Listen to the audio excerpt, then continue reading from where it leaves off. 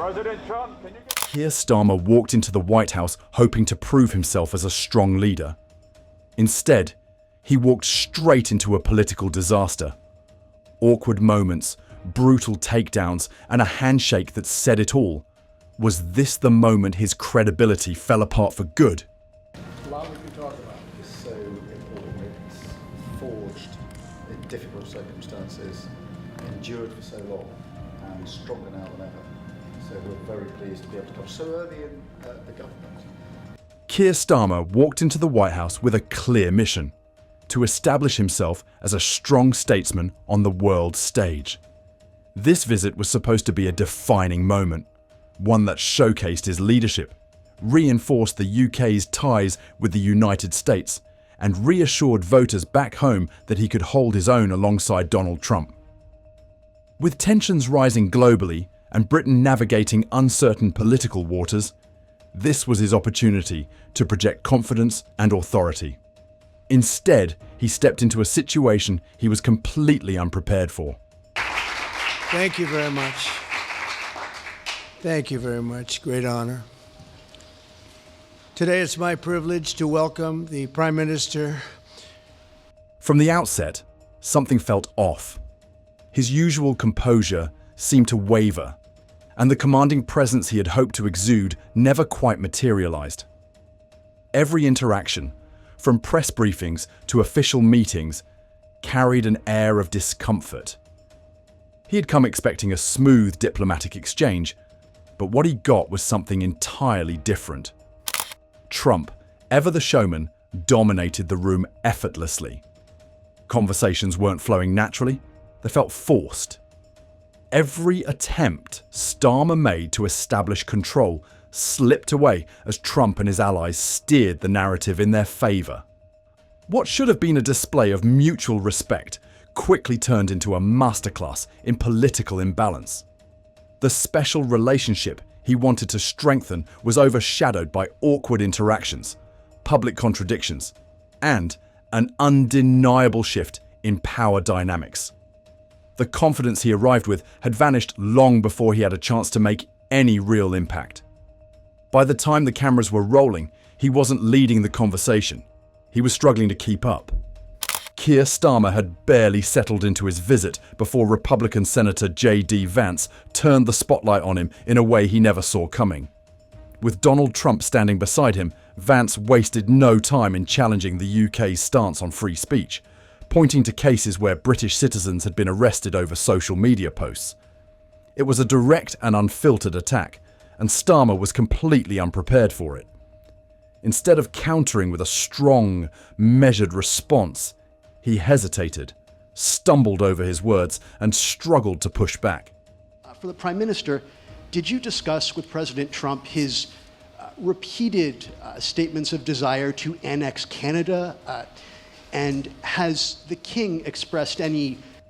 This wasn't just a casual debate. It was a public reckoning. Vance painted a damning picture of a UK government cracking down on speech while claiming to uphold democratic values. He highlighted cases of individuals fined or even jailed for online comments, examples that had already stirred controversy back home.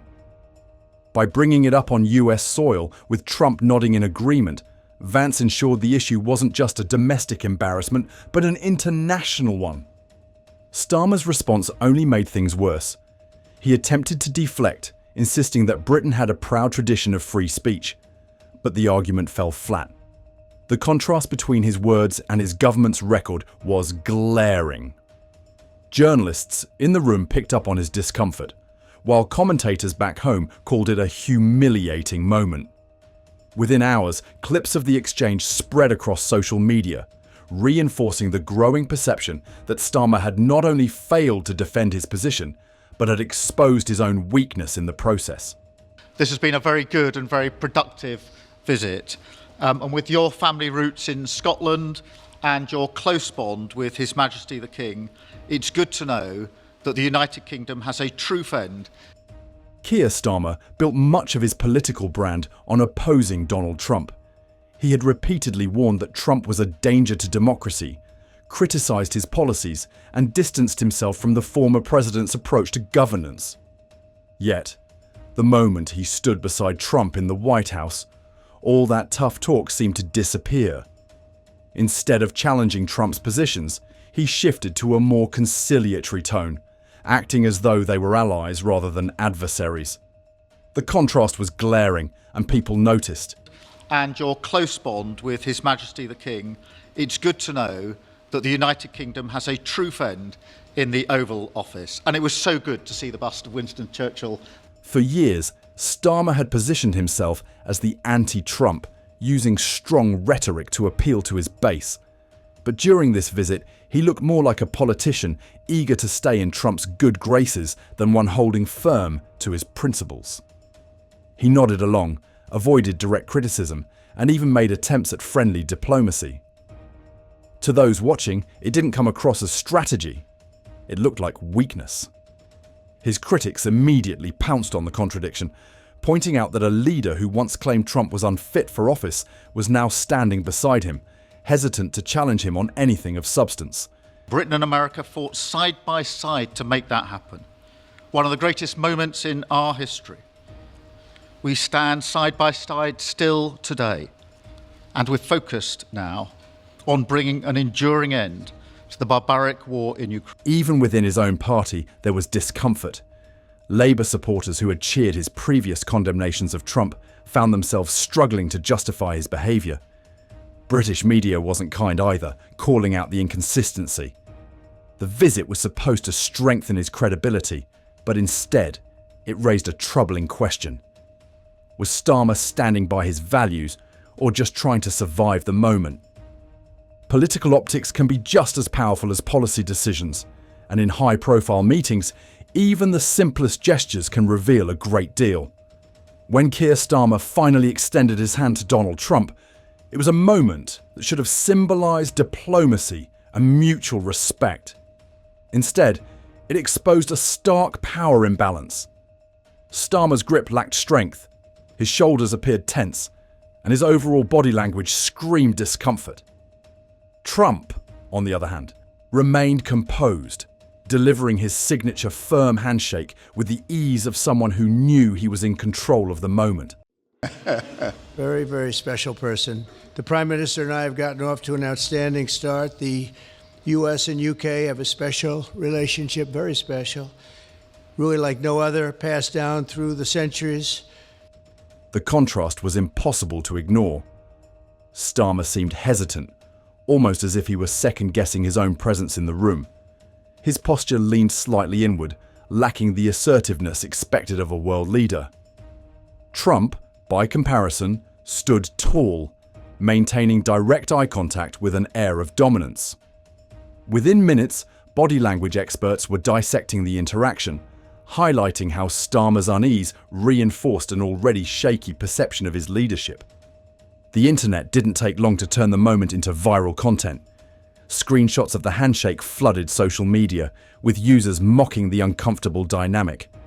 Some compared it to past diplomatic meetings where leaders projected strength, while others joked that Starmer looked like he was meeting his boss rather than an equal. For someone who had hoped this visit would bolster his standing, the handshake alone was enough to cast doubts on whether he was truly prepared for the global stage. Had very good discussions today, but we didn't That's discuss enough. Canada. Thank you. Please. Go ahead. Go ahead, yes. Thank you. Hi, Natasha Clark from Hi. LBC. Mr. President, you've said you're working on a new trade deal with Britain, which we of course welcome. President Obama once said Britain was at the back of the queue for that trade deal. Where are we now? When do you think we're going to see that? Keir Starmer came prepared to discuss policy, hoping to steer the conversation toward trade agreements and international cooperation. But in a setting where presence mattered just as much as substance, he found himself completely overshadowed. As he began outlining his stance on economic ties between the UK and the US, Trump, visibly uninterested, interrupted mid-sentence. There was no subtlety to it. Trump simply cut him off, dismissing his point before he had the chance to finish. The moment was raw, unfiltered, and humiliating. A beautiful accent. I would have been president 20 years ago if I had that accent. Thank you very much. Okay, let's see here. Go ahead, please. Thank you, Mr. President. Earlier today, you told me that you believe that foreign countries... For a leader trying to establish credibility on the world stage, being openly shut down in front of the press was the worst-case scenario. Starmer didn't push back or demand to finish his thought. He faltered, hesitated, then let Trump control the conversation. The shift in power was undeniable. It wasn't just about one bad exchange, it was about how easily Trump had dismissed him, reinforcing the perception that Starmer lacked authority in high-stakes settings. Within minutes, the clip was circulating online, and reactions were brutal. Political commentators labelled the moment a disaster, with some describing it as a display of desperation. Social media exploded with mockery, questioning whether Starmer had any real influence in the discussion at all. The worst part wasn't just the embarrassment, it was the lasting impression it left. A leader unable to command respect in a press conference with Trump would struggle to be taken seriously in any major negotiation going forward. Please. Go ahead. Go ahead, yes. Thank you. Hi, Natasha Clark from Hi. LBC. Mr. President, you've said you're working on a new trade deal with Britain, which we've... Keir Starmer's visit to the White House was supposed to strengthen his image as a capable leader, but instead, it unravelled his credibility in record time. Within hours, social media was flooded with memes mocking everything from his weak handshake to the moment Trump dismissed him mid-sentence. Political commentators, regardless of ideology, found common ground in their criticism. Those on the right called it a humiliation, while even left-leaning analysts struggled to defend his lackluster performance. The polls show Labour is on course for a stunning victory on July 4th, with the Conservatives facing an historic wipeout. Some surveys predict Labour winning as many as 450 seats in Parliament, more than Blair in 1997, but much of this victory will come from a rejection of the Tories rather than love for Labour. The apathy and cynicism towards politics that you find around here... The damage wasn't limited to public perception. Polling data began to reflect a noticeable dip in confidence. Voters who had seen him as a steady, if uninspiring, alternative to the Conservatives started questioning whether he had the strength to lead on an international scale. The timing couldn't have been worse. With the next general election approaching, Labour needed to present a leader who could command authority, not one who looked out of place in meetings with global figures. Thank you very much, Mr. President. Thank you for your hospitality. Thank you for your leadership. This has been a very good and very productive visit. And with your family roots in Scotland... Reform UK wasted no time capitalising on the fallout. Nigel Farage, known for seizing political missteps, openly mocked Starmer's visit, framing it as proof that Labour was out of touch with ordinary voters. His messaging resonated with those who already felt alienated by mainstream politics, giving Reform UK a fresh wave of support. Meanwhile, within Starmer's own party, concerns about his ability to hold his ground in high-pressure situations only grew louder. If this trip was meant to boost his leadership credentials, it had done the exact opposite. And your close bond with His Majesty the King, it's good to know that the United Kingdom has a true friend in the Oval Office. And it was so good to see the bust of Winston Churchill back in its rightful... Keir Starmer's missteps during his White House visit didn't just shake confidence at home, they sent ripples across international politics. European leaders, who had once viewed him as a potential stabilising force, began reassessing whether he had the strength to navigate high-stakes diplomacy. With Brexit still influencing trade and security discussions, Starmer's lack of command in Washington raised concerns about Britain's ability to negotiate from a position of strength. We're going to make some great trade agreements with the UK and with the Prime Minister, and it'll happen very quickly. So I just want to thank you again, and please thank King Charles for the invite, and I look forward. In the United States, trade negotiators reportedly took note of the imbalance in his interactions with Trump. A leader who struggles to hold his ground in public meetings isn't one who will drive a hard bargain behind closed doors. With ongoing discussions about trade deals and economic partnerships, Starmer's visit didn't inspire confidence that Britain would be a formidable player at the negotiation table. Washington insiders quietly questioned whether Britain under his leadership would be taken seriously when pushing for better agreements. The reaction wasn't limited to the US key allies, such as Australia and Canada, also reconsidered their stance on the UK's political stability. Strong relationships rely on strong leadership, and Starmer's performance did little to reassure these partners that Britain was in capable hands. Diplomacy isn't just about policy, it's about perception. And right now, the perception of Starmer on the global stage wasn't of a leader in control, but of one struggling to assert himself. That doesn't just hurt him, it weakens Britain's standing at a time when it can least afford it. Some media outlets scrambled to salvage the situation, attempting to highlight minor diplomatic agreements and carefully worded joint statements. They emphasised the formalities, the polite exchanges, the reaffirmation of UK-US ties, anything that could distract from the disastrous optics of the visit. But none of it mattered. The defining moments of Starmer's trip weren't about policy discussions or diplomatic niceties. They were about power, perception, and a leader who looked out of his depth. The internet had already sealed the narrative. The awkward handshake, J.D. Vance's public confrontation, and Trump shutting him down mid-sentence were impossible to ignore. These moments played on repeat across social media, fueling endless criticism and ridicule.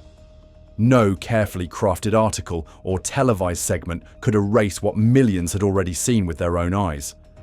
Starmer needed this trip to project strength, but the result was the exact opposite.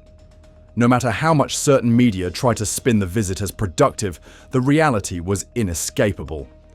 A leader who hoped to reinforce his credibility ended up looking weaker than ever. And in modern politics, where perception often dictates reality, that kind of damage is difficult to undo. So, what are your thoughts on this? Let us know in the comments down below.